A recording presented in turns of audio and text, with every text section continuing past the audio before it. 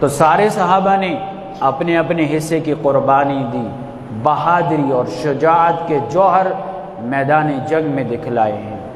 اسی طرح حضرت ام ایمن رضی اللہ تعالی عنہ مدینہ میں تھیں، بڑی عمر کی خاتون تھیں اور چرخہ کات رہی تھیں۔ تو ایک خبر دینے والے نے کہا کہ معاذ اللہ نبی صلی اللہ علیہ وسلم شہید ہو گئے۔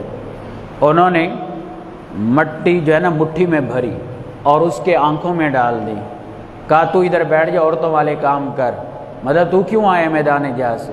اور تلوار لے کر چل پڑی میدان جہاد میں، اور وہاں تیر اندازی میں دشمنوں کے حملے میں زخمیوں کو پانی پلاتی رہی، ان کی تیمارداری کرتی رہی۔ اسی طرح اگر ہم دیکھیں تو یہ گویا کہ میدان وفا ہے، یہ میدان عشق ہے، جو صحابہ نے اس میدان میں اپنے وعدے کو پورا کر دکھایا۔ میں پھر بار بار یہ آیت پڑھوں گا، اللہ کیا فرماتے ہیں؟ من المؤمنین رجال صدقوا ما عاہدوا اللہ علیہ، کہ جو ایمان والوں میں کچھ لوگ ہیں جنہوں نے اللہ سے جو وعدہ کیا اس کو سچا کر دکھلایا۔ فمنہم من قضى نحبہ، کچھ تو ہیں جنہوں نے وعدہ پورا کر لیا، ومنہم من ينتظر، کچھ انتظار میں، جب بھی ان کو موقع ملے گا وہ اپنا وعدہ پورا کریں گے۔ ایک دفعہ میدان جنگ میں دشمنوں نے نبی صلی اللہ علیہ وسلم کی جب افواہ اڑی نا کہ آپ شہید ہو گئے، تو اصل تو مصعب بن عمیر رضی اللہ تعالیٰ عنہ شہید ہوئے تھے۔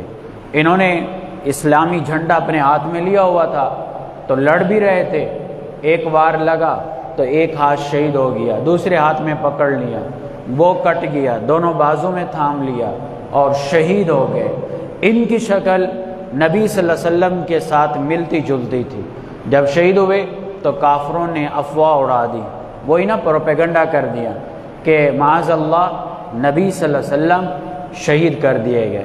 بس یہ خبر اڑنا تھی، اور ادھر جو ہے وہ شروع میں مسلمانوں کو فتح ملی تھی اور مال غنیمت اکٹھا کر رہے تھے۔ وہ جو تیر اندازوں کا دستہ تھا، 50 کے قریب افراد تھے، نبی صلی اللہ علیہ وسلم نے فرمایا تھا تم نے نیچے نہیں اترنا کسی صورت میں۔ جب ادھر شروع میں فتح ہوئی تو کچھ ساتھی کہنے لگے مقصد پورا ہو گیا، بیٹھنے کا فائدہ نہیں، لیکن 10 رفقا حضرت عبداللہ بن جبیر رضی اللہ عنہ ان کے کمانڈر تھے، تو ان کی معیت میں انہوں نے کہا نہیں ہم نہیں اتریں گے۔ نبی صلی اللہ علیہ وسلم نے فرمایا جو بھی ہو جائے تم نے نیچے نہیں اترنا، تو لہذا ہم نہیں اتریں گے۔ باقی آگے یہ 10 رہے، ادھر خالد بن ولید رضی اللہ عنہ ابھی مسلمان نہیں ہوئے تھے، تو انہوں نے دیکھا کہ جگہ خالی ہے تو پہاڑ کے پیچھے سے گئے اور حملہ کر دیا۔ ادھر سے وہ حملہ ہوا، ادھر یہ خبر اڑ گئی کہ نبی صلی اللہ علیہ وسلم معاذ اللہ شہید ہو گئے، تو صحابہ کے گوئے دل پھٹ گئے، صحابہ پریشان ہو گئے۔ ظاہر ہے اس سے بڑی پریشانی کیا ہوگی، اور میدان میں گرد و غبار اڑ گیا، پتہ ہی نہیں چلتا تھا کون کس طرح ہے۔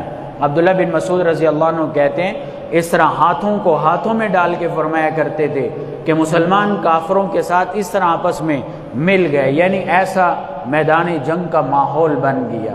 اسی اثنا میں نبی صلی اللہ علیہ وسلم پہ بڑے حملے ہوئے، تقریباً 70 حملے ہوئے نبی صلی اللہ علیہ وسلم پر، اور 3 جو کافر تھے عبداللہ بن قمیہ اور ابن شہاب اور عتبہ بن ابی وقاص، یہ بار بار حملہ کرتے تھے، اور پھر پتھروں کی بارش ہوئی، نبی صلی اللہ علیہ وسلم کے چہرے انور پر پتھر لگے، اور آپ نے جو لوہے کی ٹوپی پہنی ہوئی تھی اس کی جھالریں تھیں، ان کے کڑے تھے لوہے کے، تو آپ کے رخسار مبارک میں 2 کڑے گھس گئے اندر دانتوں میں، یعنی اندر گھس گئے، آپ صلی اللہ علیہ وسلم زخمی ہو گئے۔ ابو بکر رضی اللہ تعالیٰ عنہ وہ دوڑ کے جانے لگے کہ نبی صلی اللہ علیہ وسلم کہ میں یہ نکالوں، لیکن پیچھے سے کسی نے خدا کا واسطہ دیا کہ اللہ کا واسطہ مجھے موقع دیں، تو دیکھا وہ امین الامہ حضرت ابو عبیدہ بن الجراح رضی اللہ تعالیٰ عنہ تھے، انہوں نے اللہ کے واسطے دیے کہ مجھے موقع دیں۔ ابو بکر رضی اللہ عنہ کہتے ہیں کہ میں نے موقع دیا تو ابو عبیدہ بن جراح رضی اللہ عنہ انہوں نے ایک کڑا دانت میں لے کر کھینچا، ان کا ایک دانت نکل آیا، پھر دوسرا کڑا پکڑ کے کھینچا، دوسرا دانت نکل آیا۔ صحابہ کہتے ہیں کہ سامنے والے جس کے 2 دانت ٹوٹے ہوئے ہوں عام طور پر حسن ختم ہو جاتا ہے، لیکن یہ تو نبی کے لیے قربانی تھی کہ ابو عبیدہ کا حسن اس کی وجہ سے اور بڑھ گیا تھا۔ تو یہ ہیں وہ صحابہ، رجال صدقوا ما عاهدوا الله علیہ فمنهم من قضى نحبه ومنهم من ينتظر وما بدلوا تبدیلا۔ تو صحابہ نے قربانیاں دی اور اپنے اس وعدے کو، اپنے اس عہد کو صحابہ کرام نے پورا کر دکھلایا ہے۔